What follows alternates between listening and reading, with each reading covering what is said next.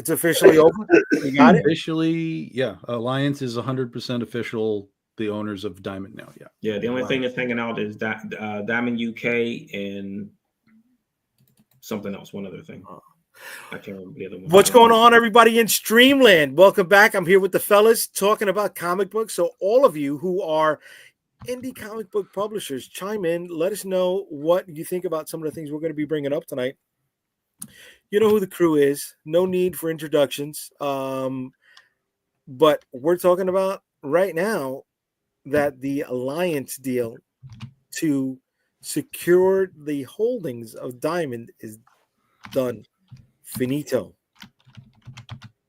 Over. Yeah, I would probably say that give them a year before any big changes are done, because a bunch of people got bonuses, which means they'll be staying on for a while. I don't know. I did hear that Universal had been in talks for a long while, dude, like way before the bankruptcy, to buy Diamond.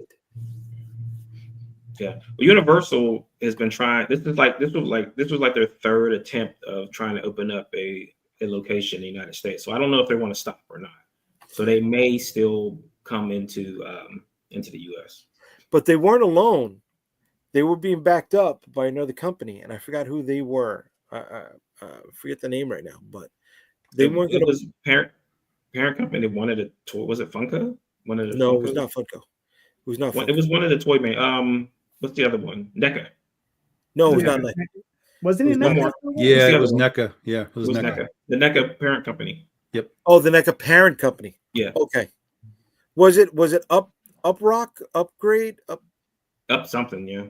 Okay. Yeah. Okay, I didn't know they were the parent company, right, to NECA. So I mean, if they were interested, they should just probably throw everything to Universal to open up something stateside. Then, right? That makes like. I don't know, brother. I don't fucking know, man. I do know that because of all of this inconsistency and uncertainty in the market, the only thing we can do is remain loyal to those who have been supporting us, purchasing our products, right? Direct to consumer. So as independent comic book creators, do we put all of our eggs into that basket now? Well, our eggs have been primarily in that basket for 4 or 5 years. I mean, we're just but there's always that tease of, do we or don't we try to step foot into the direct market to widen our consumer base or consumer awareness? Of course you want to do that, but like as I've said for the last decade, there's no money in that. So as long as you understand that it's a marketing expense, for the most part, barring something crazy going good for you, then you treat it that way and you use it, and hopefully that you can grow. But it's a system that doesn't want us, right? So we have to sort of take our basket and go home, and go direct to consumer as much as we possibly can, whether it's Kickstarter or your eBay store, your web store, whatever it is. The more direct to consumer you do, the better your margins. Yes. Yes. But there's always that tease, right? There's always that I think I can, right? The gambler's mentality. I don't think that's it. I don't think that's it. I think there's just, we are of the generation that, we understood that was the system, and that's the system that we came up in, right? And so we have that nostalgic tie to it, like, oh, I want to be in comic book stores, like in this system and whatever. Like, we want it, but that's our heart talking, while our brain is like, you dumb shit, like, what are you doing? It's Willy Wonka, right? It's that golden ticket that everyone wanted to be in the previews. That's your golden ticket. Like it gets you the invitation to the dance. Yeah. But then you walk in and you find that everyone has paired up with someone and there's no one left for you.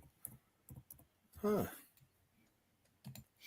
So it's a battle really for that kind of stuff. Well, I mean, we have two people here who've been in previews for the last couple of years. So Marvin, how did it work out for you? Did you make any money? Did you lose money? I don't necessarily need numbers, but did you lose a lot of money? Did you make a little bit of money?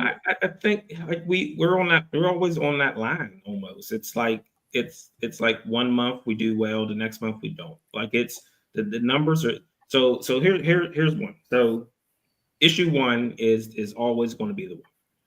Mm-hmm. Almost every store is going to order a first issue because they're looking for that blow up, right? They're looking for something that's going to increase in price. Like I think my issue 1 is up 25% over cover right now. So some of the books are on like those Cover Watch or whatever those apps are. Some of the books are on there. So issue 1 up, issue 2 down, issue 3 back into the middle, issue 4 a little even, issue 5 back down again, issue 6 back up, issue 7 back down, issue 8 Mm-hmm. almost sold as much as issue 1. Makes absolutely no sense whatsoever. Like the numbers were up on issue 8 higher than 2, 3, 4, 5, and 6 and 7. Couldn't explain it, didn't know why. Issue 9 was right around there. I haven't got number. Oh, issue 10 was back down again. I don't understand it. It makes no sense at all the way these numbers are going. So like I've tried like giving variants, I've given special deals, and it's just like this weird ebb and flow up and down continuously, like a daggone roller coaster that's off the track. Right. And it's overall over those 8 issues, would you say you are plus or minus? Are you in the negative? I'm a little under. You're a little under. And would you say a little under by a few hundred or a few thousand? A little over by probably of hundreds and hundreds. Yeah. Okay. Like we didn't go into a deep hole with most of the books. Like most of our books sold really well. Mm-hmm. And I attribute that a lot to the shop owners pumping our books up on their online channels. And one of our biggest stores was Bat City in Florida. And then they do like every Sunday night, they go over all the indie books that came into the store. Like they don't talk about the Marvel books, the DC books. Like she reads all the indie books and then gives like, well, this is what's happening. This is why you should be reading this, etc. Where in Florida is it? Bradenton. I don't know where that is. It's Bat City's Professional. They do a lot of community outreach and everything too. Oh, so nice. they're a really good store. So they actually did a kind of a presentation at Comics Pro on how to do this, and all these other stores are starting to do it. So I think that's why we saw uptick is people started talking about the books on their on their streams. But again, 8 up, 9 down, 10 down. So I mean it's and you can't really get a grasp on it because again, since you don't know who's ordering your books until you see them when they do their Facebooks or their Instagrams, and then you can get in contact with them and send them like posters and swag and advertising and stuff like that. But man, it's nerve wracking.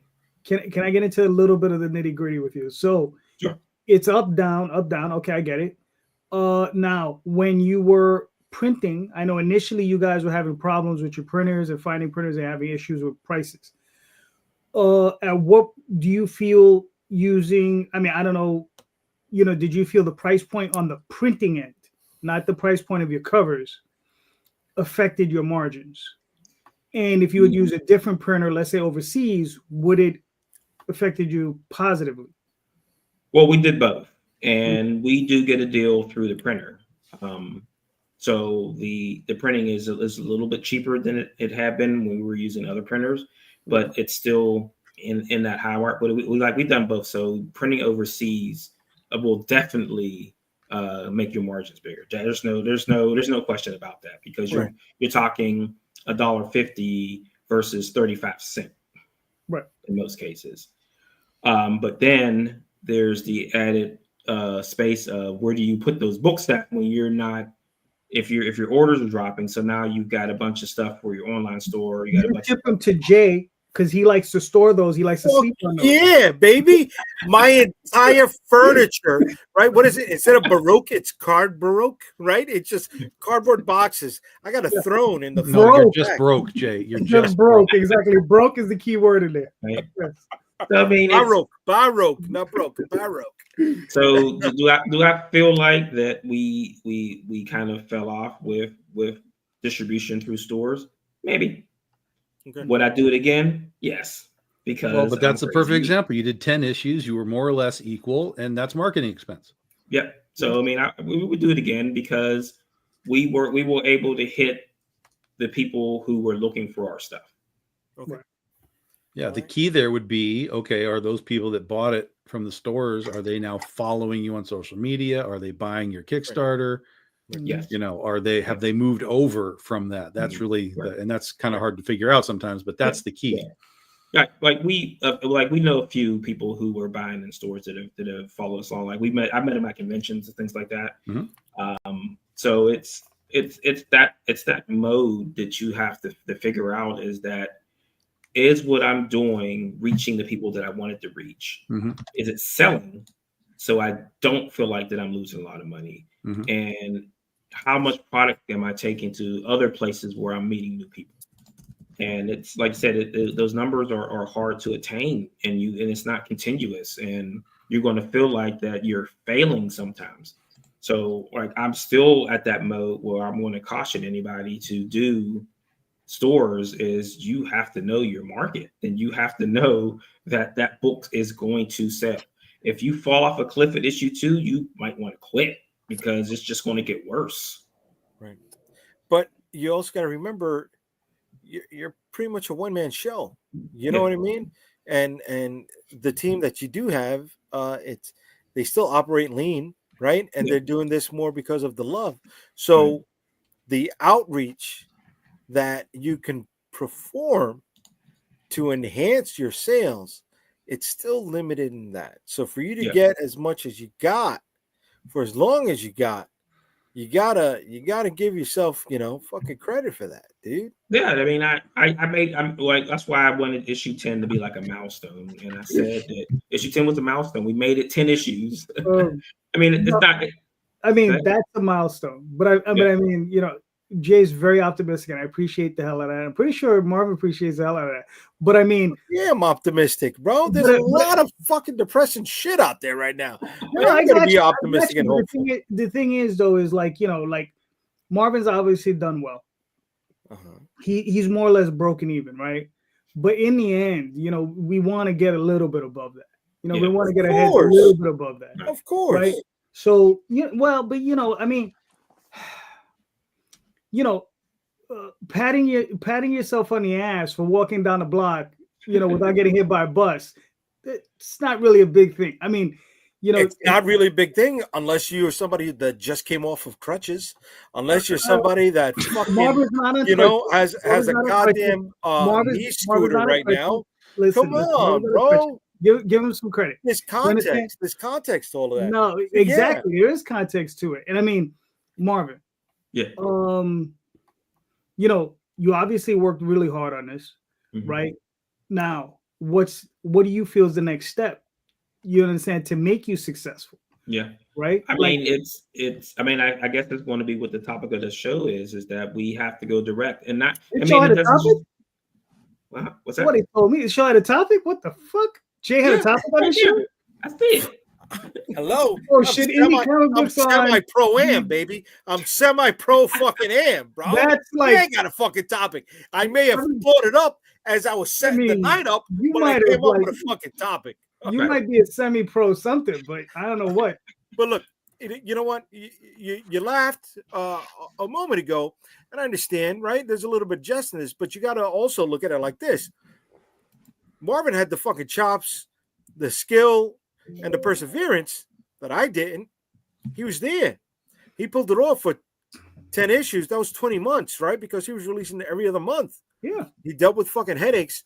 And in those 20 months, he amassed a hell of a lot more knowledge than I did. He became educated on another side of the industry that I didn't. Yeah. Right. But this, like the direct-to-consumer thing is attainable. Like it's something that everyone probably could do, long-term, short-term, no matter how they're doing it. But it was worth it just to get that out of town. Right. But Tom should really be laughing at your old ass who's wearing a fucking sweater in 75-degree fucking weather right now in New York City. I mean, too. I got my hoodie on. Well, believe it or not, the offices I work in are quite cold. You're not in the fucking office right now. You're in your house.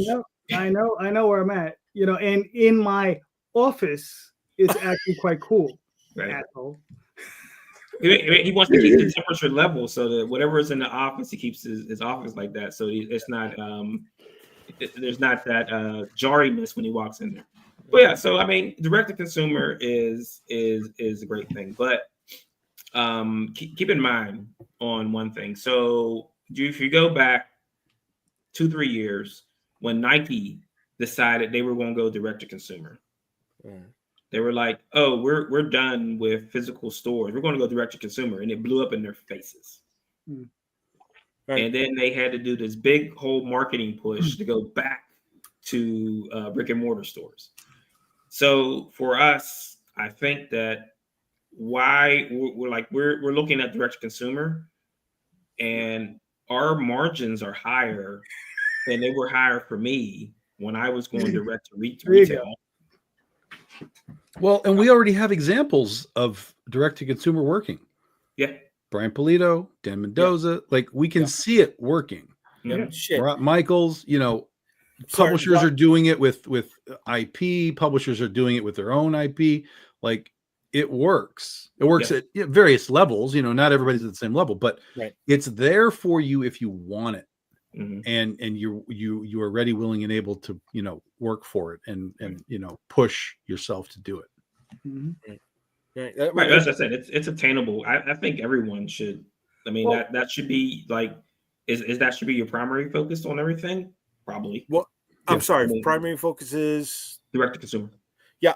Well, I mean, just direct. Period. Like, I mean, in any situation where you can cut out the middleman, you're going to make more money on both ends. Yes. Definitely. And like I've explained that to the stores multiple times. And some of them are like, yeah. Other ones are like, man, what are you talking about? So, I mean, it's just like this weird thing that's going on where, like we were saying before, is that we're stuck in doing things in the way that they did in the 80s and the 90s, and we're 30, 40 years away from that. And it's time for the industry as a whole to grow up. I agree with everything you're saying. Direct to consumer is what is at the bottom of the sales funnel, right, Tom? That's what you want to get to. You want to make sure that they go through the steps of finding out. Well, the bottom of the sales funnel is sales, regardless of where it comes from. Mm-hmm. And ultimately, if you can get a wider berth for your sales, it's still direct to consumer, right? But as opposed to, so there's direct to consumer, but what we're trying to figure out is like, we've had this system of the retail store, the comic book retail store. Mm-hmm. So we're trying to kind of kick that to the curb and go direct to consumer, but direct to consumer doesn't get the amount of eyeballs on your product that, you know, we all really want to have. We want sort of more eyeballs. So if you can be doing your direct to consumer, your crowdfunding and whatever else you're doing, while simultaneously moving it into other opportunities, then that's a good thing. But again, you have to treat those other things until they are successful. You have to treat them all as marketing expense. You are probably going to spend some money. You are probably not going to make a lot of money back. But if you can at least break even on it, you have marketed yourself into a new set of eyeballs that should be able to be dragged back to your then direct to consumer stuff. Right. I mean, it's the old, you have to go where the people are, and like you have to find ways to capture them in other venues that they're used to going to and saying that, okay, so I know you know who Batman and Superman are, but I want to introduce you to this thing now. And I think that one is the hardest turn. And now you have to deal with the I don't read comics, I read manga. That's the other part of your equation, is that now hey, how do I turn this person who only knows manga into a person that knows this, because they only know Spider-Man, Batman, Wolverine, etc. And But to them, that's comics. at this point, let me ask: what is manga? Is it the books produced out of Japan? It's a Is it format. the format? It's a format. It's So a square. It's a square, thick book for $10. It's content equal to price point that they're comfortable with. okay. It's not collectible. Right. That's what comics are. It's not Mhm. collectible. I mean, it is collectible, but not in the sense of, they're basically trade paperbacks. They're eternally printed. So they're Yeah. really not collectible in the sense of like a comic book is collectible. But what about the And- art style? How much well, of that has to play into it? The art, I don't think it's the art style. I mean, that's part of it because it's different than American comics. So, that's just it's just a little different, but I think it's how the art is presented. And we went through that in the 90s where all these manga guys came over and started infiltrating American comics. And you kind of got this nice little weird mesh like Joe Mad and, guys like that. Mhm. And those guys were monstrous. Like they were hugely popular. Right. So I think that the manga style has an instant grab, but it's also, the manga stuff is very, very, it's very energetic. It's very, Yes. it's always kind of a go, go, go. Yeah. A lot of those pages have like 4 panels on them at most. And they're just tearing through that stuff. So it's a very fast, even though it's a big book, it's a fast read. It's an energetic read. It's just a different experience than what a comic book is. Right. And even the dialogue is all of it's energetic, all of it. Almost everything is yelling all the time in the manga. Whereas in American comics, you have these down times where like Captain America and Iron Man are like, oh, things are really bad right now. Like, what do we do, man? And in manga, it's like, fucking go, all the time, kill the guy, swing the sword. Like that's manga. It's just go. And so we did have a talk with some twins and teens recently going over that because their parents were asking, why do they want to read comics and manga, but they don't want to read regular books? And we asked them, what's the difference? And that's what it was, is American comics are slow. Manga is fast. Yeah. I'm getting through it faster. It's easier to digest. The art styles are more simplistic. I was told that American comics are too detailed. Really? Yes, they said it's the clothing and things like that is too busy. There's too much background. Too much going on in the background because I don't think it's detailed so much as it's like it's too real. Like there's a lot of American comics that like tries to lean into real, where anime and manga stuff is just all just wild stuff. Well, big eyes, stuff like that. Well, I think one of the background. I think one of the difference with the backgrounds is that with manga, what you'll see is they'll give you one detailed shot of the place where they're at. They'll give you the school, they'll give you a classroom, but in the backgrounds of the other panels where whatever action is going, they skip that. Yeah. But you'll see one big panel and it'll be detailed as all hell. And they'll give you everything and they'll be like, okay, well, that's your setting. We don't need to show you this again. Whereas in American comics, you'll have every scene and it'll be establishing more steps. Yeah, they said it's too distracting. The background is too distracting. Yeah, in comics you move through the environment, but in manga, they're just moving. Yes. Right. It doesn't matter if the tree is behind them anymore or not. They just want the character to be doing something. Right. But when they saw my book, they were like, oh, that's close to what we like. So I mean, I don't know. It's so this continuously. Well, there's manga people that love Critter. Yeah. Even though it's an American comic, they latch on to, I think, to the design sense of it, the cat girl aspect of it. So manga kids love and adults love Critter. So I think there's a lot of crossover that can be done. But ultimately, manga at the end of the day is going to be that more product for your $10, versus the 20 pages that we generally do. For so I mean, but that's it's stigma, right? So it's back before comic books were for kids. Why are you reading that? That's like you're too old. right? And now we don't like it because it's not the same as what we're used to seeing. So you're stuck in the realm of between two or three generations smashing together with these complaints about something. Well, And now that it's the movies, now it's all about the movies now. They don't care about the books anymore. I want to go see Fantastic Four, the movie. I don't care about that book because it's not the same. yeah, it's all ADHD.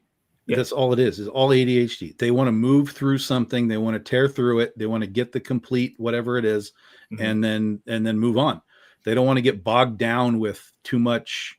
I think you get more storytelling depth in like the anime versus the manga stuff. The manga is again go. Yeah. All right, But when you're watching the anime, that's a little bit different. The chat is jumping in over here with the whole manga speak. So let me recognize some of them. Gilbert, the reprinted manga by Viz are collectible. They teamed up with Eclipse. Yeah, but those are publish single issues, not manga. Okay, I've seen issues of Dragon Ball Z and Sailor Moon go for some good money. It's true. But that's reprinted Lorraine, as single issues. Yeah. right? Manga is definitely about drawing style primarily, and completely agree with Marvin that U.S. comics are mad sensory overload. Carlos, kids want 1990s image, is what they want. It's what you just described. William, That's what we do. That's our stuff. That's you. That's me. That's our books. Is that 90s junk junk food that we like. William says Liefeld was onto something early on. He's onto something right now, even with direct to consumer. Gilbert with manga, it's like driving in your race car, right? With the go. Lorraine, y'all got to start reading more slice of life manga. It's not all DBZ. I know there's cooking books and yeah, there is slice of life manga. That's for sure. But that's not the stuff that you usually hear the kids talking about. They're always onto their My Hero Academia and One Punch and Dragon Ball. Manga is way more detailed story-wise than anime. Don't mess with my manga. We're gonna have words. Okay. We don't want to mess with it. We want to understand it because we want to try to encapsulate that audience. We want to grab them and pull them over and say, hey, it's not just Spider-Man, Batman, whatever just because you're used to those movies. Like you weren't introduced to comics the way we were. We were introduced to comics through G.I. Joe, Spider-Man, and all those shows. Those shows were presented as the comics. These movies are not the comics. These cartoons are not the comics now. They're not. It's something completely different, and that's why you can't cross over because they've missed that boat. Yeah, I mean, because one of the big differences is if you watch something like My Hero Academia and you read the manga, you will see panels lifted out of the manga in that anime, which is something you rarely, if ever, see here. You hear something like, oh, they're gonna do Justice League, some story or another for DC, and it's like it barely has any resemblance to the story half the time that they told in the comic. And you're just like, that was a really good comic book. Why did they feel the need to change it? And I've felt this way for a long time. It's like, because we have a lot of creators here who want to create, right? They end up in Hollywood and they can't do their own thing. They have to work on an IP. They have to do something. So what are they going to do? They put their thumbprint on it and they're like, okay, well, I'll just make it mine, right? So they go out there and it's like, okay, well, let's rework this story. Let's do whatever magic we can do. Let's add it to this. Whereas the Japanese, they're like, well, the story's already there, so we have reverence to this story, so we're going to keep the story intact. Whereas the guys out in California, wherever the hell they are in the country, making the stuff that we're seeing here for DC or whatever, they're like, no, we're going to do something new. We're going to do something original, but we're going to use this as a base, right? So this is our tomato paste. And, we're just going to attach a bunch of stuff to it.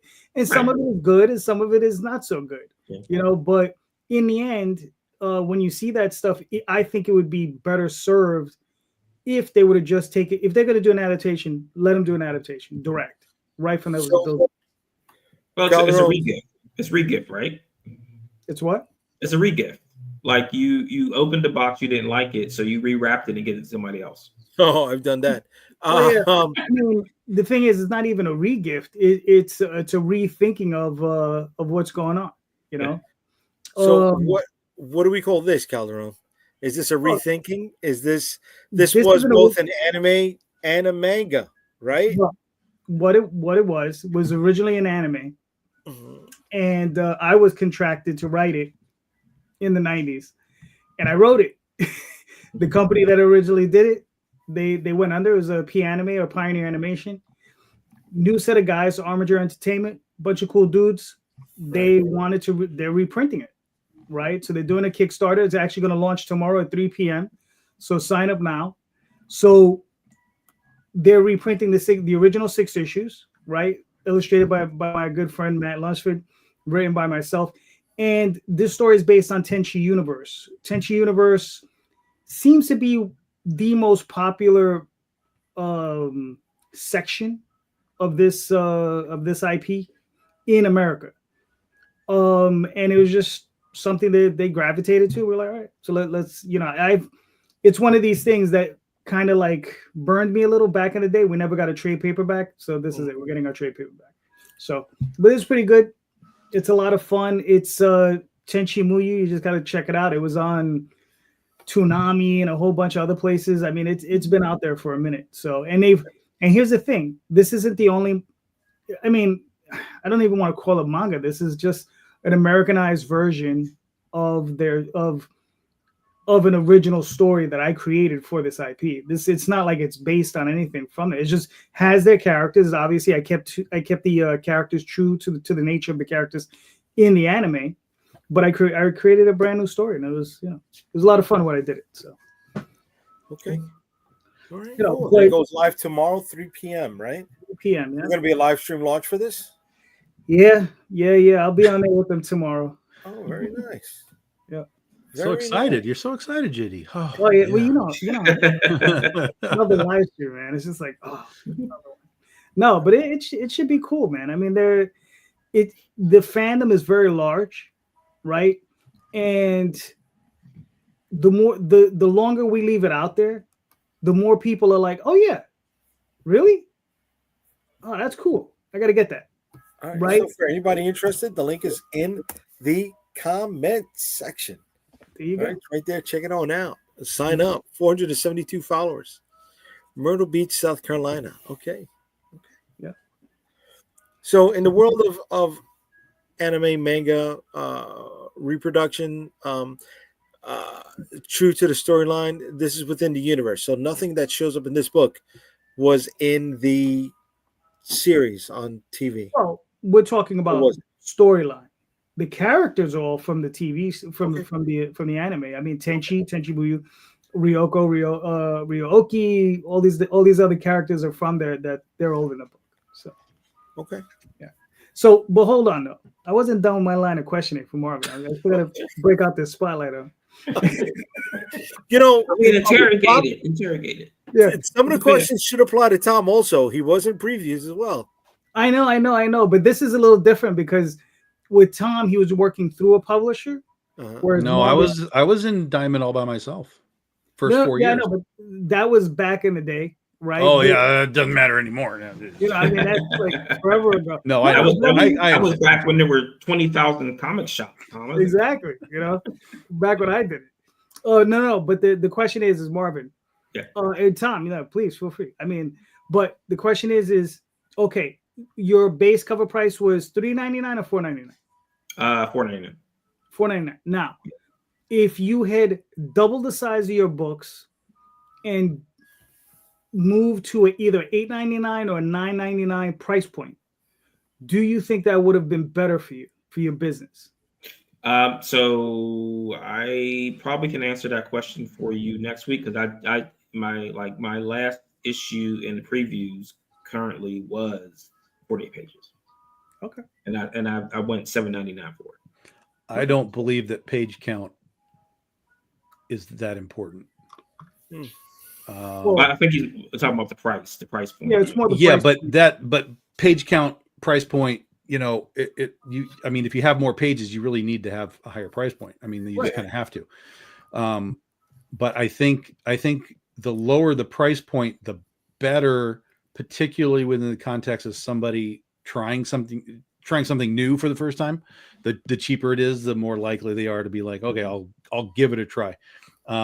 Which is one of the tricky things I think with this new Diamond ownership is the guy has come out and said that he doesn't want price points that are below $10. Right. Which is basically a manga. So what he's looking at is, we're going to modify the Diamond world of how we do things into the book market. Is the way that I'm interpreting, what he's talking about. So everybody that was doing floppies for X amount of time, you're going to, if you want to go through Diamond eventually, again, right now, everything's sort of status quo, but I say like a year. Yeah. But down the line, if they decide, okay, we're going to start implementing our changes, all these floppy guys are going to have to be modifying their what they're doing into a $10 price point. And I don't know that let's say you make a 20-page book, right? And that's $5. I don't know that 40 pages for $10 works when a manga is still like 80 pages for $10. Right. Yeah, right. I mean, but that's if when you're talking about what's going to kind of put the death knell on everything, that will be it. Well, it won't kill it completely because you still have Lunar is still taking floppies, but you've got to be able to get into Lunar. Right. Which right now is basically impossible. So it's gonna force a shift in the market. The question would then be, would then Lunar decide to kind of take that thought process? Right. And that's the thought process that we've talked about for decades, is the European process, where everything that comes out is essentially a graphic novel. Right. So they put out like one a year of these things. So then there's a question for JD. You go to Midtown a lot. Okay. Yeah. Why are they not trying to partner with Universal if they wanted to get back into the game? I'd have to have a conversation with them. Like what's funny is I saw one of the owners just the other day. Yeah. That sounds. I mean, to me, if they don't want to go back in as their UCS, why would they not contact Universal, who wants in, and NECA, who wants in, and say, hey, let's partner up and do this thing and provide a service for people who can't go to Lunar and probably will be out of that. Yeah, I mean, or the other question is all right, because one of the things I notice is, okay, you have a Common America, right? Yeah. Those guys, they sell, it's like a 48-page full color book, more or less, right? Full color, hardcover, $10, $10 shipping. I believe that's what they're selling this stuff for, right? That's through Kickstarter. When they retail it, it's like $29.95 on that book, right? From Dark Horse, I used to get these thick hardcover omnis from BPRD, Hellboy, whatever. But now what they're doing is they're collecting the 4-issue limited series in hardcovers before they release the trade. So they're releasing a hardcover before the trade. Okay.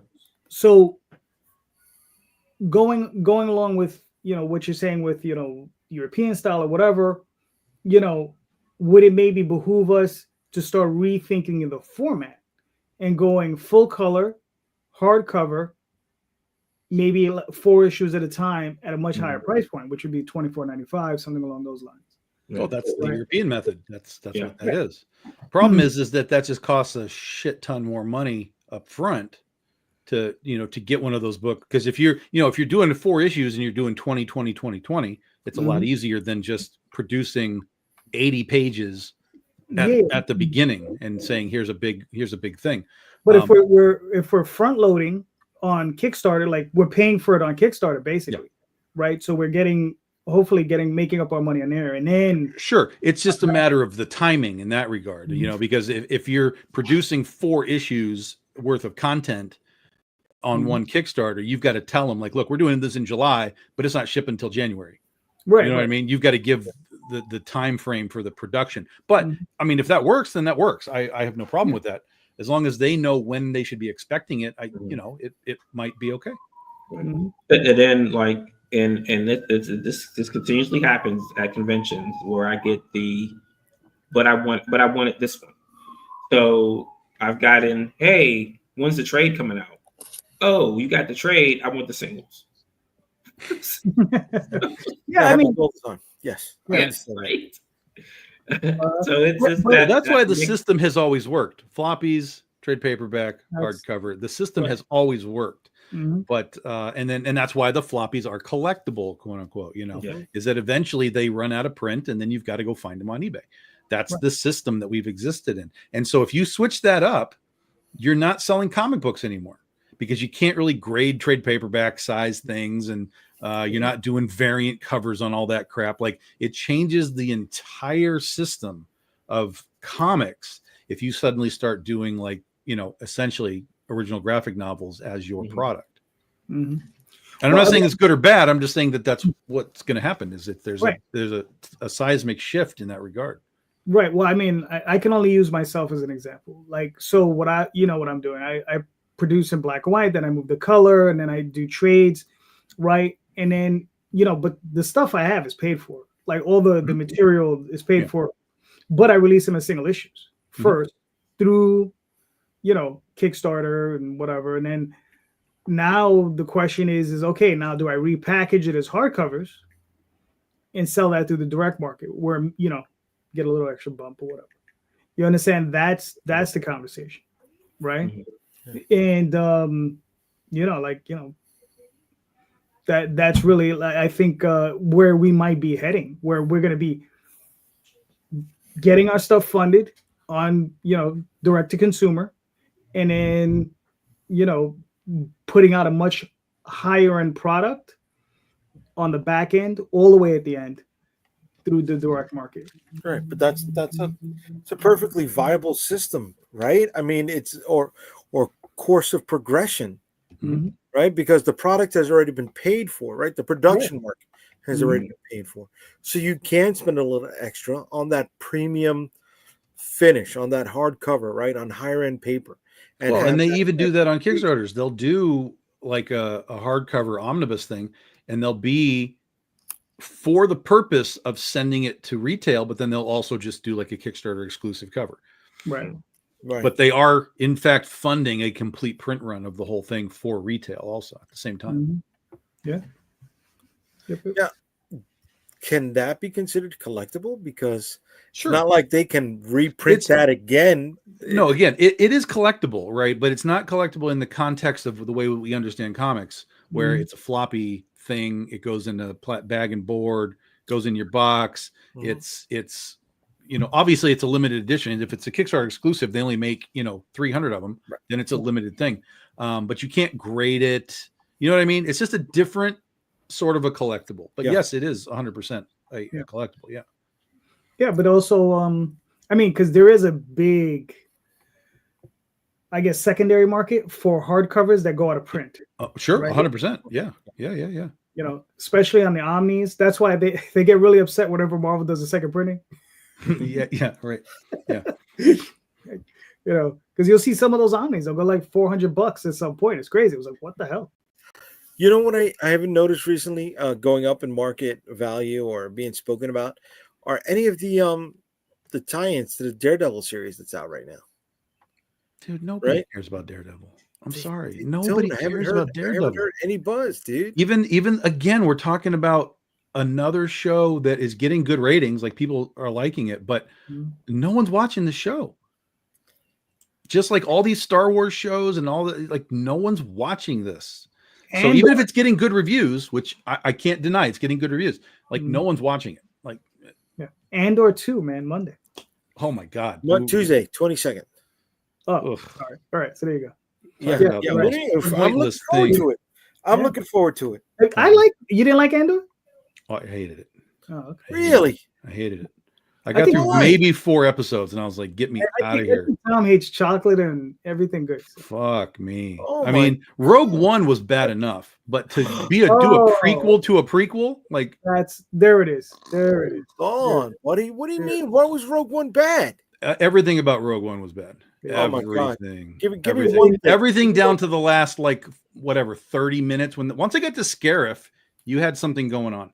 Everything prior to Scarif is garbage, including the retcon idea that you had a guy who designed the Death Star with a purposeful problem in it. Like, that just eliminates the episode 4, where they had to find a way to do it, a miracle way to do it. And if this guy built a problem into it and Luke still fucking needed the Force to make it work, like, that's stupid. This is stupid retcon bullshit. Okay. I was still trying to figure out who the Bothans were. Many of them died, but I didn't see any. Return of the Jedi. See, you don't even know your timeline, man. What are you talking about? The No, Bothans they- are from Return of the Jedi. That's Mon Oh, they Mothma weren't from saying many That's Bothans right. died to blah, Yes, blah, that's blah, right. blah, That's blah. right. Get your timeline straight if you want to go at me. I go at you. I was trying to tack on. I wasn't trying to go at you. So, listen, who the fuck are the Bothans? We don't know We yet, haven't- but we let haven't me made the guarantee you movie yet. something. Disney will tell us one day. That's They're the in the thing. they're in the comics. They're in Well, the comics. They're like Ryan they're Gosling cat was people. just announced today in Star Wars Celebration to be doing Yeah. something, right? Yeah, the Starfighter movie. That's it. Ryan Gosling. Yeah, Okay, is that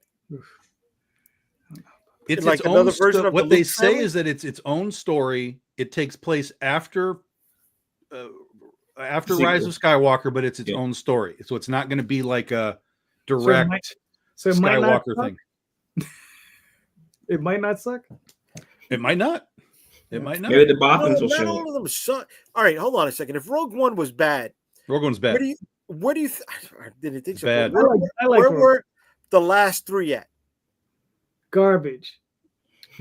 I Not the only one of the last 3 that I like is Force Awakens. I don't like the other 2. Right. you mean- Force, you mean, Force Awakens, uh, yeah, it was a fun movie. New Hope 2.0. New Hope Yes. 2.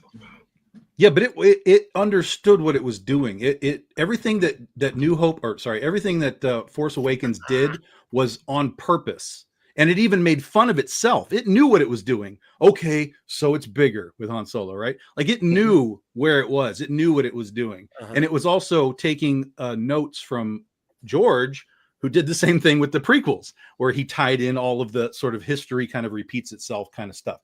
So JJ did what he was supposed to do. And then you had fucking Ryan Johnson come blow the fucking shit up, and they had to really scramble for that third one, which was just a disaster of a movie trying to, fix what Ryan Johnson fucked up. So yeah. So it's just, they all just went right off a cliff. Right. So because of that, it's still better than Rogue One. I would put Rogue One ahead of Last Jedi for sure, 100%. I'd have to think about Rise of Skywalker, because Rise of Skywalker I really enjoyed just because JJ was in real time retconning out Last Jedi. He was like, yeah, fuck that, and just putting his own shit. So I kind of loved that he was retconning it out. I enjoyed the ride, but horses riding around on top of Star Destroyers, like, what are we doing, JJ? This is weird shit. Yeah. It has its own set of real problems, but It took me a second. I know Singh was trying to get this through quick, but I'm like, U-Boat 571. What movie are we talking about, right? And then it took me a second to realize Star Wars 7 through 9, utter crap. Force Awakens is just a ripoff of Episode 4. I mean, honestly, with the last one movie and that, when Carrie Fisher passed away, they should have delayed it. yeah, they had real problems at that point too. Yeah, Real problems. I'm Somebody- repping Phillipsburg, Grant. This is the short from Phillipsburg. There you go. All right, and then Return of Skywalker was utter crap. Okay, all right. See, but Rogue One wasn't, bro. Yes, it was. Yes, it was. No, it wasn't. Everything Bro, up to that's Scarif. great. Everything up to Scarif is everything up to trash. Scarif. No, but you Trash. need a setup. I'm gonna Trash. say It's not even really, set up like the Saul Guerrero thing when they're on his planet and he's just fucking around, and then there's a sandstorm. Like, it's all horseshit. Everything is horseshit, and it starts with the biggest piece of horseshit, which is, oh, by the way, I've redesigned the Death Star with a hole in it that apparently you still can't do anything with unless you have the fucking Force. So no, it's shit. All of it is shit. Once you get to Scarif, you actually have a nice. But they had the kind of Force. They final had part Donnie of- Yen. Yeah, but he didn't do any. He didn't fly a spaceship into the Death Star. That Well, he couldn't. He required was an blind. extra He was guy blind by the that the Force. Death Star dude didn't know existed, that had to have the Force in order to shoot a fucking laser torpedo into a hole. Like, it's so dumb, so dumb. But I give them credit for the finale. I do give them credit for the was a nice finale. I finale. loved how they did the gold leader and all. Like, I give them credit Yes. for the finale. Yes. That's I give them that. But all of the lead up is just garbage. Absolute garbage. No, dude. I'm the only reason you're watching, man. I'm the only reason you're watching. We know. That- Hold that's on, not hold true. on. That's Hold not on. true. I'm not the here. reason. You No, serious? nobody watches because of you. Nobody watches. Talking about nobody watching. Nobody ever watches watches your me. show because of you. Trust me. Come on. So Here we go. I'm going to give you some real controversy. There's only one good Star Wars movie. There's only one good Star Wars movie. Yeah, that's Attack of the Clones, right? Nope. The first movie, and they should have walked away after that. Done. Oh wow. Okay. Okay. Listen, my Well, you know favorite what's is- interesting, and I didn't realize this. I actually looked this up.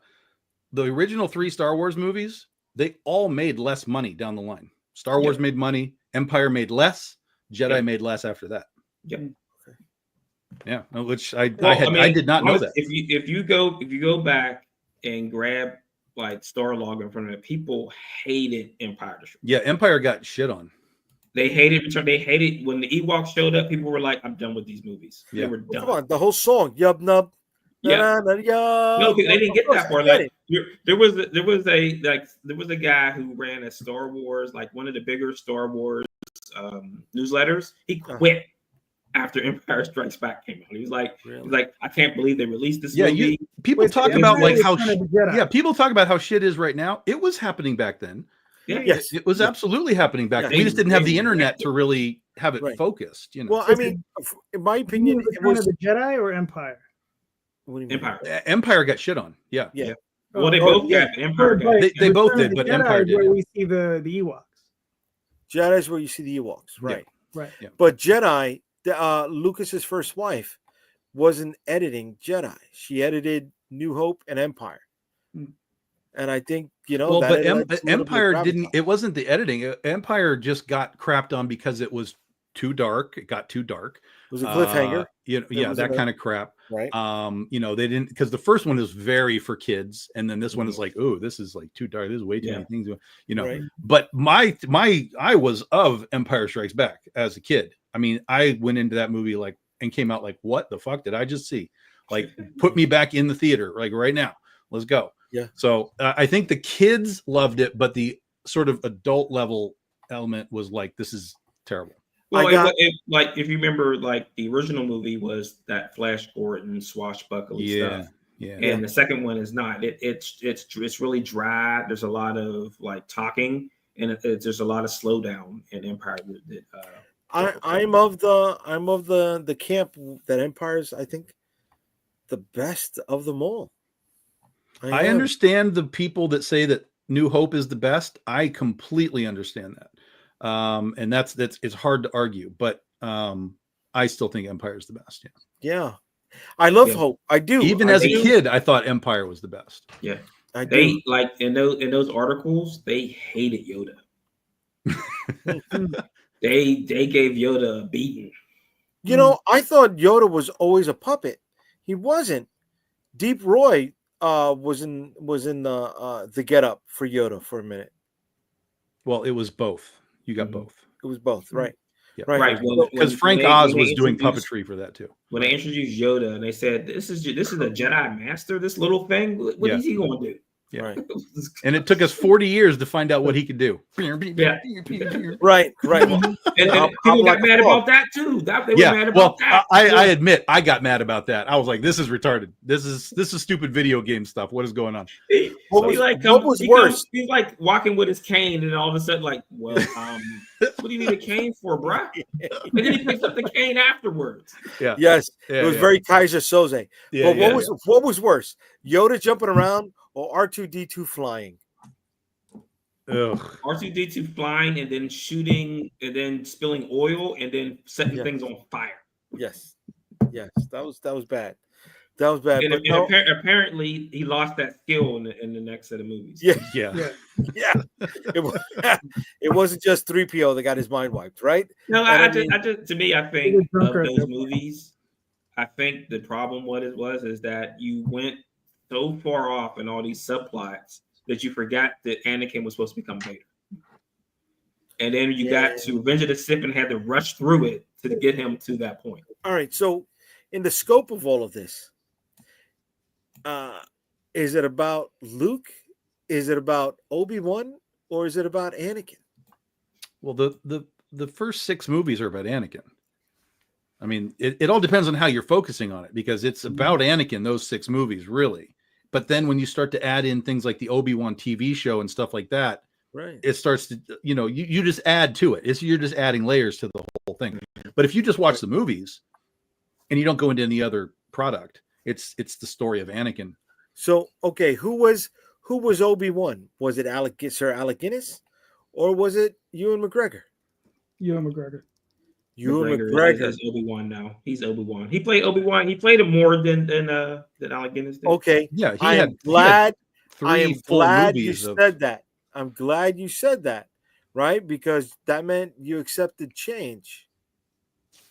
After that establishing actor held the role, you accepted. Well, I mean, and I think came it down the goes a pipe. long way because Alec Guinness hated those movies.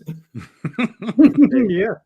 He did. And Ewan McGregor was one of the few shining moments in those first 3 movies. Yeah, Right. for sure. Yeah. And he had that connection there. because his uncle was Wedge from the Yes. original stuff, right? Yeah. But why then can't we accept another actor coming into the role and shit on the actor in his first movie to a point where when he walks into a Star Wars themed bar, he's like, "Nope, I'm out. Too much fucking trauma." Right? What are you talking about? Yeah, which actor you know? Alden Ehrenreich, Who's Oh, that? What are we talking about? the one who did Han Solo. Oh. Well, Han Solo was a bad movie too. But Solo also had the unfortunate moment of following Last Jedi, where people were coming out of Last Jedi going, "Yo, Star Wars is weird right now. What are we doing? This is not good stuff." Plus, Solo's just like, we need a movie to know why his last name is Solo. Like, what are we doing? I didn't think we needed a movie. But that's what they gave us. That's what I'm saying. They gave us that. They're like, "Oh, look, here's his dice. Here's his last name. Here's how he got his gun." Like, this is really dumb. All of Here's it. the This is Kessel really Run. dumb. Yeah. Right, which I didn't think it was that. It just wasn't a good movie. Even looking at like the Han Solo character as a whole, like Harrison Ford was done with that character, like in the middle of Empire Strikes Back. He blew it out. Of course, he was like, you know what? I don't care about this character, and like he wanted that character dead, and he finally got his wish. Finally, Yeah. But yeah, he did. Like he was just hamming it. In Return of the Jedi, he was just on straight up. I don't give a damn on what's going on in this movie mode for the whole thing. He's like shrugging his shoulders and like, I can do all this bull crap. Like, watch me do this. I'm surprised he didn't do like cartwheels and stuff that like when they were trying to shoot at him. Now, remember when Star Wars toys came back in the 95, 96, right? The Power of the Force stuff. They would I don't remember. They were He-Man. You have proof of that? Yeah, I got proof of that. Let's pull it up. I want to see it. You're talking about the special editions? No. the I'm talking about the Power of the Force coins. Oh, yeah, sure. No. The Power of the Force coins. How about the yeah. Oh, you're talking about when Kenner tried to do it again and they gave everybody muscles. Yes. Yeah. Okay. Yeah. Yes. They were beefed out. Luke's shirt was like very He-Man-ish. Yeah. Right. I mean, they produce so many of those toys. You can actually find them still today on the secondary market for like $5-6. No, but I mean, they also overproduced the ones for the prequel trilogies too, because those things you can still find those things on the shelves in some stores. It's sitting there hanging out for like $1. That's wild. Well, there's a toy that's coming out soon. Whatchamacallit, that hopefully doesn't have that same treatment and hopefully has a shot to hit the shelves or come to life. This is a terrible segue. This is a terrible segue. But it's still better than a Calderon segue. Let me tell you. That's a load of crap right there, buddy. Okay. Toys R Us doesn't exist anymore, so I mean, it's like it does. What are you talking about? There's one in Jersey, and there's quite a few in. Well, I mean, Canada. you know what I mean. They're not nationwide anymore. And they were the ones that were always buying those independent toys and putting them on the shelves. Right. So what's up with this independent toy? Talk to me, brother. All right. So this is the thing that's been taking forever. Yeah. To get forever. Yeah. So we're getting ready. I don't have a launch date yet. I'm still figuring things out because now we have to deal with dirty words to start with T. On getting this launched. So it's going to be the Blaine action figure, and it comes with a 48-page story featuring Blaine. It's called Blaine High Stakes. It takes place in a casino called the Wildfire Casino in Las Vegas. As you scroll down, there's some fun stuff down there. All right. Scroll down, I shall. Scroll it down. Wait, is this the guy from Pretty in Pink? It might be. That's a great head sculpt, buddy. How big is the figure? 1/18 scale. There we go. Yeah, it's 1/18, so 3 1/4. 3 3 3/4. Yeah. So it's modern 1/18 scale figure. I was told to say modern 1/18 scale and not reference. So what is that, like modern G.I. Joe? Yeah. I think this is more modern Power of the Force Star Wars. Very beefy. those are Luke Skywalker. Gunning, man. He's Those are gunning. pecs. Those are pecs. He's peckalicious. There we go. Oh, look at that double holster in the back. I like that. Yeah, I mean, we remember the original figure had the holsters on the side, so we just in the new costume we put them in the back. Okay. So you've got multiple heads, multiple hands. You got the guns. You got a video there. So this is the high stakes story. Okay. So this is one of the covers for the book. So you see that.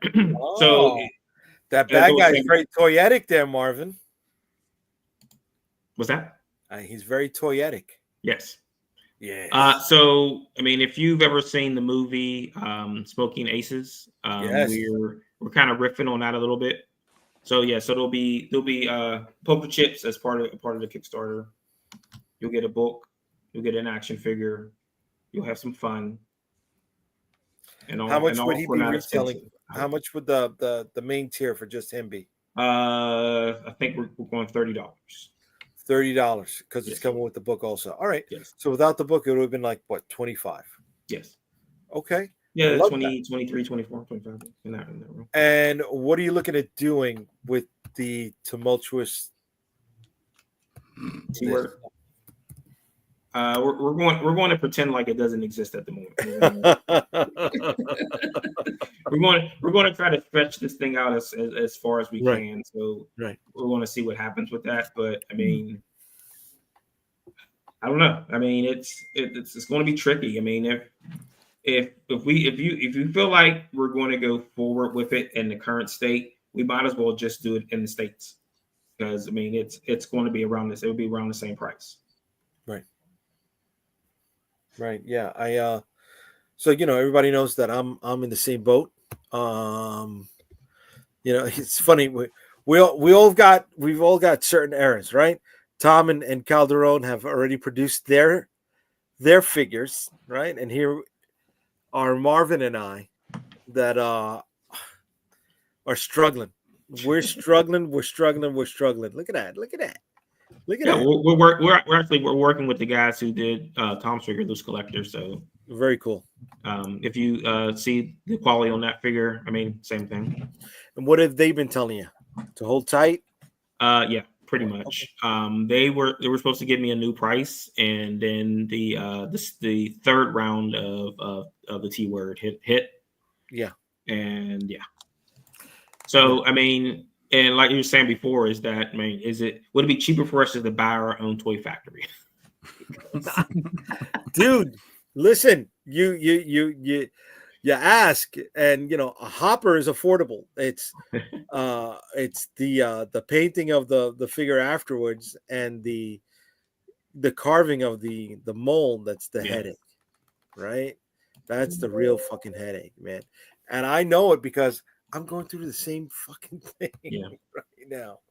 You know? Yeah, I mean, I think that in hindsight, is like we waited too long, and probably should have pulled the trigger 2 years ago, almost on Right. this. So, I mean, it is what it is. What are you gonna do? I understand that, buddy. I understand that because I'm in the same boat, man.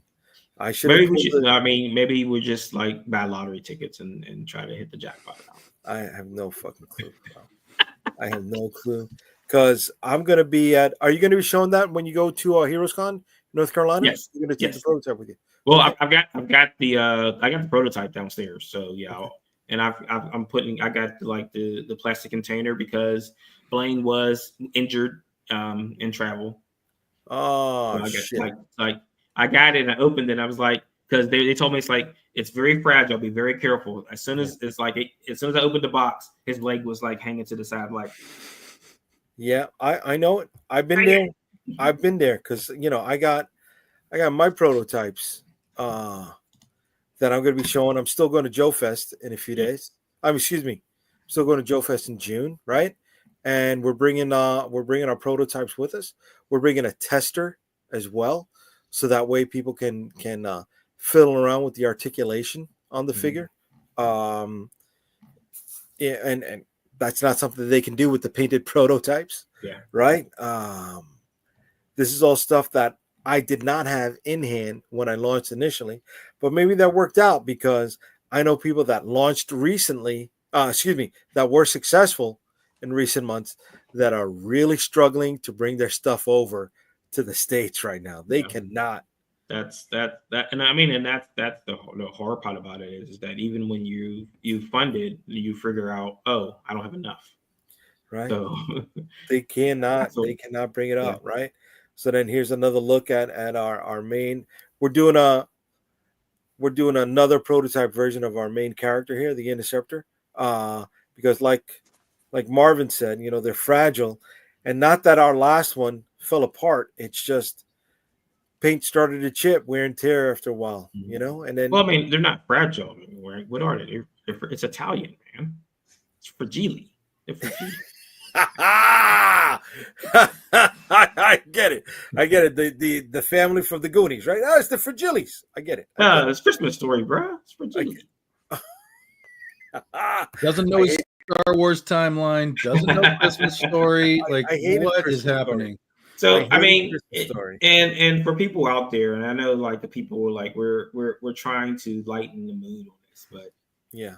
man, is it like terrifying to do action figures at this point in time? Like even like looking at even like the bigger guys, like the Hasbro's and Right. Mattel. You saw Everything's Mattel is back. They have DC back, but their sales are I continuously see people posting on Facebook, oh, I found this figure in Ollie's for $1 when it was like $25 2 weeks Right. ago.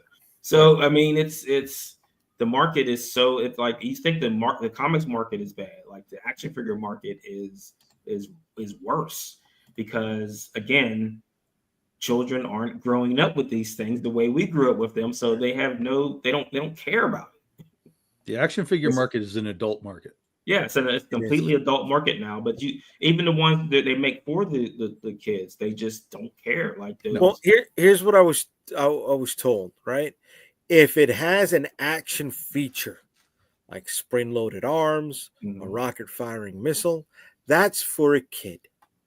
If it doesn't have any of those accoutrements, then it is for the adult collector. Right. Back in the day, that was banned because kids were shooting themselves in the eye. Right. I was going to say that they disabled that stuff on the Voltron. The Voltron figure had the spring-loaded head disabled, so you wouldn't shoot yourself in the face. Yeah. But we look at this, right? We still got this, right? Jerk off Green Lantern. Yeah, we got jerk off Green Lantern. Thank you, Tom. It's so bad that I was thinking the same exact thing. Like, what the hell is he doing? He's in the back of one of the javelins. Like, Howard Jordan, what are you doing, man? Cut that out. Look, the difference between that and today is that whatchamacallit, they don't have those action features, so they are for the adult collectors. Yeah, but I mean, like when you go to cons, how many like shops do you see that has bins and bins and bins of these action figures that nobody wants? Like it's like you're gonna have landfills filled with pops and action figures and ET cartridges. Yeah, I go, all these like GI Joe classified or Black Series, whatever they're called, they're like $20, $25. It doesn't take long, and those things are in $10 boxes. This is like just wait long enough. And I've picked up all kinds of them at that price. So like I said, you run up in all these, they're like $5. The shitty ones, yes. Yeah. No, like I'm absolutely not the there. You're right. You're not wrong. There are shitty ones that end up in there for sure. But yes, just wait long enough. It's just like Blu-rays. Blu-ray is $30. No, in 6 months, I'm gonna buy that thing used for $5. Like, just stop it. You might find it brand new for 10. So I'll take that price. I got no problem with that. Yeah, right. I mean, it like I said, that it's the oversaturation of it, and it's the releasing of things that people don't care about. But I mean, but if you look at like the McFarlane line, it's just Batman over and over again. So right. Well, because he's going to sell, right? Because they need to take the time to build up the rest of their catalog. That's no different than the comics. It's like they understand Batman sells, so they put out more Batman. Right. So Grant Morrison's coming back to do Batman. Oh, really? I thought it was Superman. Okay, to do Batman. Why? I didn't like his Batman. Huh? I did not like his Batman. I was not a fan of his Batman. Yeah. Well, and speaking of Superman, is it just me, or is the marketing for this movie been awful? I don't know. Like, they showed that other clip with the robots, and I'm like, you every like thing they've shown with Superman, and he looks like a goof. Okay. Like he's laying in the snow bleeding. The dog's jumping on him, hurting him more. Yeah. He's Star-Lord. Think about it. Yeah. He's just Star-Lord in a blue suit. When you see it again, just start thinking about Chris Pratt. Mm-hmm. And then he's screaming like a banshee when you get the sunlight put on him. It's just Chris Pratt. Now, let's talk about Thunderbolts coming in a few days. All right, I'm out. We'll see you. Come on, Tom. You know who said it before? I think William said Tom likes to kick puppies. He does. You don't want to see Thunderbolts? Tom? I don't. I'm going to see it, but I know it's just going to be nonsense. Ah, come on, man. It may surprise me. I'm going in with the lowest possible expectations, so it might surprise me. Let's hope it's good nonsense. Yeah, that's fair. That's fair. I just have a feeling it's just going to be endless one-liners. It's like, oh, fuck me. Can we write a story for once? Like, this stuff is just like after Captain America, like, I don't know that we can write stories anymore. Like, I don't know what we're doing at Marvel. So I still have hope for Fantastic Four. I like what I'm seeing in the trailers, but I don't know. I don't know where we're at with this Marvel stuff at this point, man. They've got too many script doctors in the background. Yeah, they do. Yeah. I know, guys. It's corporate driven. That's what it is right now. It's corporate driven, and it's but here's the thing. Wide synergy. But here's the thing. When it started through Endgame, it all fucking worked. So why did they get to Endgame and go, let's do it different now? Like, what the hell are you talking about? You've literally templated yourself into perfection, they don't basically. Have the patience anymore, Tom. Oh no, I mean, so this is the point in time where you play the $1 Million Man's theme song in the background as you talk, because that's what it was. You made so much money on those things that everyone had an idea. Yeah. So that was like it was this pipe dream little thing. We're not going to make any money on that. We're just going to get it so that we can build something to something. And then once the cash register was ringing for billions of dollars, then they're like, oh, this is money. Right. And then all of a sudden, everyone has their thoughts on, oh, have them do this or have them do that. It became like, what was it like when they were talking about Favreau and Filoni, a bunch of guys with action figures bumping into each other. And that's what it is. Like it's like when they move the TV shows and everything. They leave them alone for TV shows, while the TV shows are better than the movies because it doesn't make a lot of money. Once things start making a lot of money, then it becomes this whole entire, oh, I've got an idea from me up in the C-suite when no one should care. But isn't that what we do? Isn't that what we take our action figures and make stories around it? No. Yeah, but we have imaginations. We They don't know. have any imaginations. No. You make $20 million a year. You don't got no thoughts. Of course it is. That's how this whole thing came about for me, dude. That's how it works. No, for I'm you, saying that's fine. like the people in the C-suite don't have any imaginations. We have imaginations. They don't have imaginations. Yeah. It's like Yeah, the, there's a difference between an idea and imagination. There's a difference between idea and execution. There's a difference 100%. between all of these things. Yeah. But that's what we do, right? We're executing. We're executing. Well, there are creative people in the world, and there are creative people at Marvel and stuff, but they get overruled in a lot of cases because we want it this way, we want it that way. The weird part is that it's just like even Feige. It's not like Feige was suddenly gone and everything went to shit. Like he's still there, and it's just chaos, just everywhere. And I don't understand how that happened. Absolute power corrupts. Absolutely. well, I mean, it's the line. He can't be everywhere, and he's put people in charge of movies to trust them to do the right thing, and they're probably off having a siesta. I don't think it's that. It might be he's past his sell-by date. He did what he could up to a certain point, and like any engine, there's a certain point of failure. It's going to hit. He hit $20 billion. Okay, he did great up until that point. Time to move on. But who do you move it on to? That's the hard part. See, I don't agree with that. I see it's more he was creative because he had to operate within the confines that Perlmutter had, put into effect.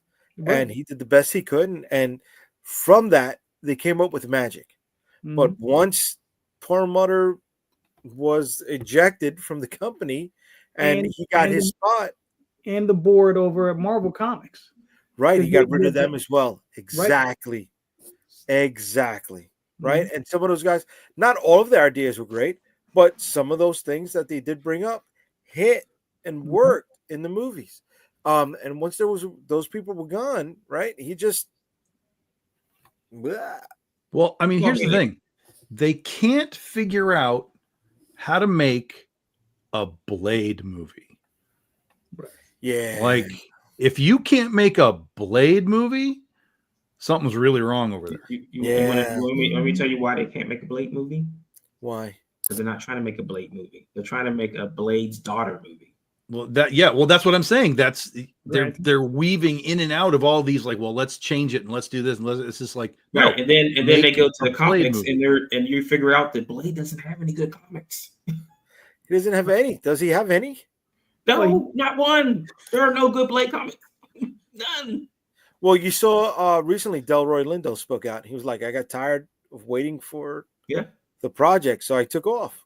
Yeah, like there's those original 3 movies have no comic connection whatsoever, besides Blade, besides his name. Well, but see, that's the thing that drives me crazy, right? Is it's like, here's a guy, he's a vampire, part vampire, part human. He hunts other vampires. That's your story. Go. Like, what the fuck are you doing? Why are you trying to monkey with the most basic foundation of what we all understand as the character? Well, you see that the Sinners movie that was a Blade movie. That Sinners movie was Dusk Till Dawn. That's what it was. No. It was he pitched that to Marvel as Blade. Really? And they told him no. Well, thanks for that spoiler. Well, I've heard good things about the Sinners. Is it good? It already made $7.4 million on Thursday opening. Yeah, I haven't seen it. A lot of garbage that makes that money. I'm actually, is it a good movie? Oh, no, I haven't seen it. I haven't seen it. I don't know. Yeah, it's a movie that's getting some good word of mouth at this point. That's all. It was a Blade prequel. Is what it was. Oh, really? I want to see Sinners. Yeah. Michael B. Jordan, he's good. Yeah, no, he's a really good actor. Who? Michael B. Jordan? Michael B. Jordan, yeah. He's like the lead, yeah. He's the double lead. I don't like when they do that. I'm sorry. That whole... Warner's released 3 movies like that this year. They have? Yeah. Mickey 17, The movie with Robert De Niro, and then Sinners. 3 movies where someone's playing their exact double. I don't like that. I don't like that, dude. Right? What is it? The Parent Trap? Right? Yeah. Where it's the same actor twice? Do they get paid twice? Was it a cost That's a good saving? question. Do they I like how Jay's concerned about the Hollywood contracts now. Yeah. Somebody- I hope they got paid extra for billing themselves twice. Somebody Well, said just- that it was Michael C. Jordan in the movie. Michael B. and Michael C.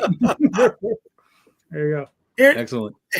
here's how I feel about this, right? You had an opportunity to bring up a young black actor, right?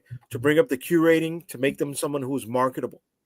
Well, they did. They're the one of the Ooh. other character, their cousin in the movie is he's never been in anything before, brand new actor, and they said that he killed it in that movie. Oh, really? Okay. Yeah. Okay. But I don't see him in any of the marketing pieces, though.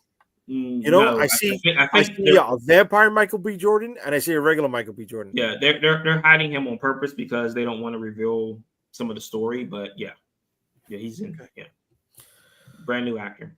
We'll pretend it's a Killmonger and Hawkeye team up. That's funny. That's funny. Yes.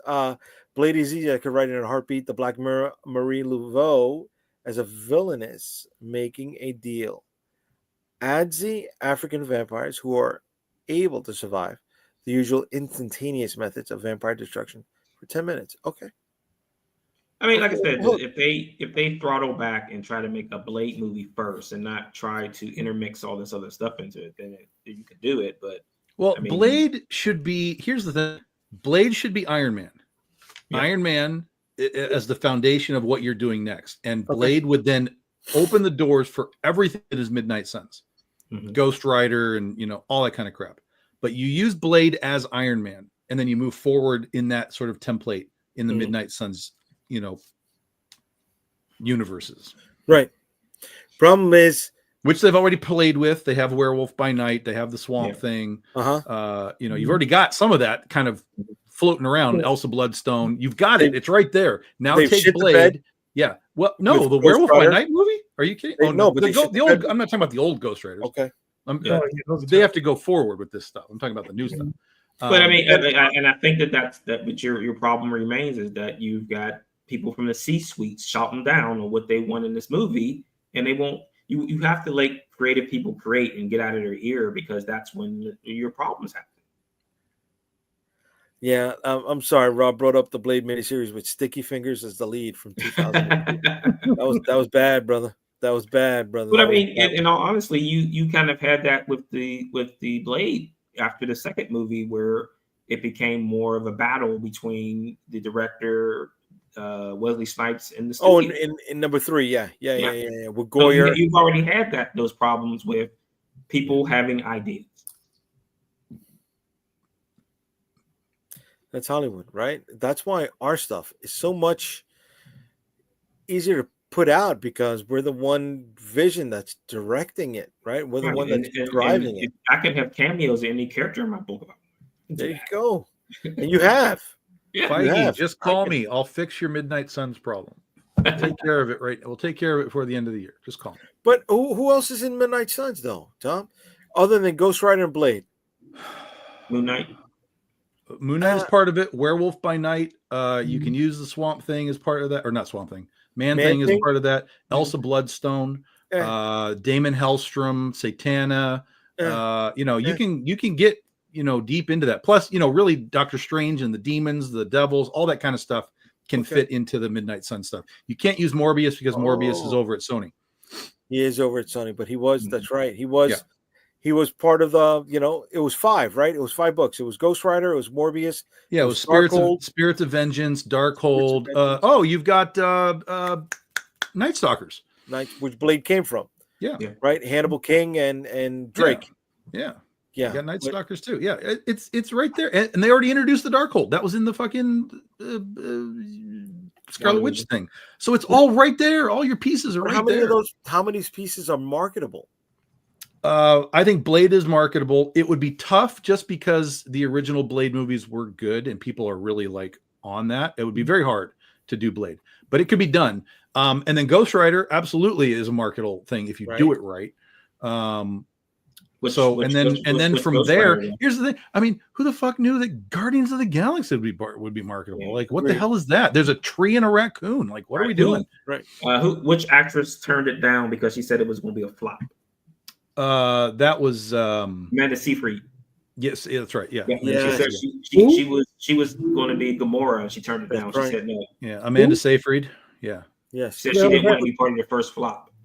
But Guardians wasn't even the Guardians in either incarnation, right? It wasn't the Annihilation Guardians, no, And it was it wasn't- just a completely weird right? It wasn't assortment of things. So that's the whole point, though, is that you can then take weird stuff from the corners of the Midnight Suns Right. and just be like, let's go, let's just do weird Right, shit but then- because it's just horror. It's just horror in action. Like, how hard can that be? Right, and why and Guardians was so good because what did you left the creatives to do their thing because again, it wasn't supposed to make money, so they didn't care. You know, it's funny you bring up Mephisto. I just picked up the miniseries with Mephisto versus. It's the Fantastic Four, X-Men, X Factor, and the Avengers. I'm looking forward to that. It's old. It's old. Right, and then the tree and the raccoon are the only good things there. Yeah, yeah, yeah. See, See, you didn't like Drax? You didn't like Drax? is it because they're cutesy? Is that it? I don't know. That's just the I mean, Pokemon effect. That's all that That's is. the Pokemon effect. Okay, all right. Gotta But get listen, you one. I mean, it obviously got her attention, right? She put her money in there, so her points are valid. You know, where can they find that anywhere else? With the Midnight Suns, do you go cutesy or do you lean into the dark? No, you go all into the horror side. I mean, you have to, because that's the complete polar opposite of what you're doing right now. Right. Excuse me. Do you go into the dark cutesy Buffy? Do you go into the dark? Well, that's the problem. Is Supernatural? that's probably what they're fucking trying to do. Is Okay. let's do comedy horror stuff rather than just. And I mean, you know, the first Blade had some humor in it. I mean, and you want to have some humor, but you don't want to have every fucking line be some one-liner and then, you know, some meta moment. Like, just make Well, I mean, fucking dark. They pretty much avoided that with Black Panther. Like Shuri was the somewhat comic relief in those situations. Like, Yeah. Black Panther wasn't cracking the wises and things. No, like you're that. right. So, You're right. You're right. Right. And So and you can do it. You just like you have to give him some kind of goofy sidekick that does all the silly stuff. yeah, I'm No. sorry. She dropped the ball on Black Panther too. Out of the 4 women who were, I guess, the leads Mm-hmm. in Black Panther 2, she was I far. think she did the best she could because she's not a lead actress. She's not a lead. She's not. She's not. Denai Guerrero is not a lead actress either, but Mhm. you felt her performance. Yeah. You did, right? When the title of generalship was the Mhm. general, whatever, was taken away from her, you felt for her. Yeah. Right? You know, when you had the other one, what's your name? Oh my god. Lupita Nyong'o, Mhm. right, hiding for a whole movie that she had a son, Yeah. but telling us at the same time that she had a son throughout the movie. We just didn't notice it. It was fucking amazing, Mhm. right? And then Angela Bassett, who was Yeah, she killed it in that movie. she was the shit. She is officially the slot in my top 5 of you know, the elder statesman woman that I would leave my wife for. Sorry. Courtney B. Vance needs to watch out. He needs to take care of business, brother. Because I'll get in there. I'll be like, she just talk to me like that. Do the dishes. Fuck yeah, yes. You know, I mean, you can yell at me all fucking day, baby. She wouldn't even have to yell. She just have to flex, and those guns would show. Yes, and you know, she was always in my mind. She was always Storm. You know, Yeah, they waited too long. That was they all. waited That was all too there. fucking long, bro. She was Storm, 100%. Shit, she was even Storm a little bit in Black Panther too, because she had the purple garb on and she had, you know, the gray locks, which Storm was rocking for a moment. Here we go. Angela was Oscar worthy in that movie. Yes, she was. Yeah. Yes, but She it's true, brother. She It's got true. nominated. She did. Yeah. Yeah, she should have won them. That should have Yeah. been her win. She hasn't won one yet, so that should have been her win. No, she was fucking hot. I'm sorry. Whatchamacallit? Yeah, Letitia Wright, she just didn't bring it. She didn't bring it, dude.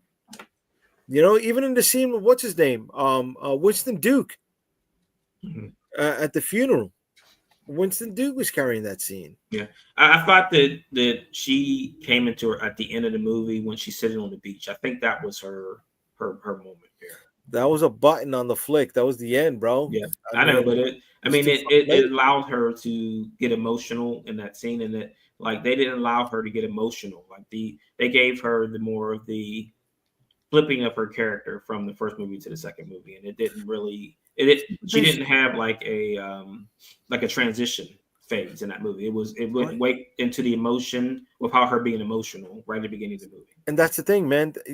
They should have leaned into that more, in my opinion. Mhm. They should have had the other three women holding her down. No, you can't wear this suit. No, stop. Right? You're not ready for this. And her fighting to get the fucking suit because that was her position. Yeah. Right? That was her journey in the fucking movie, and she didn't take that. I don't know. I'm sorry.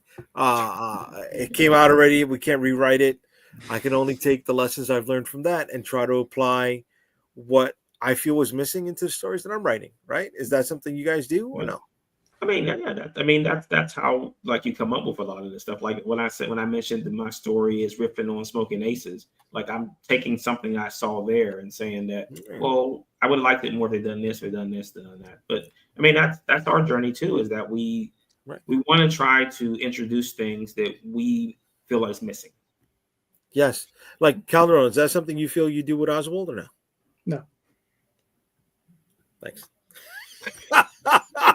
You asked. Just no. This motherfucker will come out with shit and it's just like it will pontificate upon pontificate. It's like no. My It's called food switching gears, baby. It's called switching gears. All right, you're switching gears. Tom, you feel that way or no? What? I don't even fucking remember what I asked. I fucking know. Do you take what you see in cinema, right, and say, "Oh my God"? Do you use what you would have daydreamed in fixing a movie and apply it to any of your stories? No. No. I no, I don't. At least if I do it subconsciously, I don't actively be like, that was a cool idea, but you should have done it that way, and then like move it into what I do. I subconsciously maybe, but nothing on purpose. But I'm happy to talk about the failings of the writing and stuff. Because that's half the fun of this nerd war shit is I like this and I don't like that, and why and whatever. Like that's fun to me. But no, I don't think so. Well, as long as you don't talk about the failings of Megaforce, we're good to go, baby. All of it is a failing. All of it. Come on. All of it is a failing. Never. Listen, man. Just remember, Jay, you always have Laser Blast to fall back on. Get the fuck out of here with that one. and on the note of Laser Blast, let's Laser Blast our way out of here. We did the 1 hour and a half mark. I want to thank everybody who hung out with us today on Facebook, on YouTube, on Instagram. I appreciate everyone who was chiming in. Michael, Rob, Shing, Lorraine, William, Michael. You guys are awesome. I appreciate you. If I missed anybody, I'm sorry. But thanks for hanging out with us. All right. And happy Easter, everyone. I hope you and your loved ones get to enjoy the holiday together. Marvin, you want to start signing us out? You want to let everybody know where they can find you and your stuff, brother? Sure. You can find me at theedgecomic.com and comicsburg.com. Book up on those sites, and all the socials will be there. All right, cool. Calderon. Facebook, Twitter, Instagram, theoswaldchronicles.com, talltalesonline.com.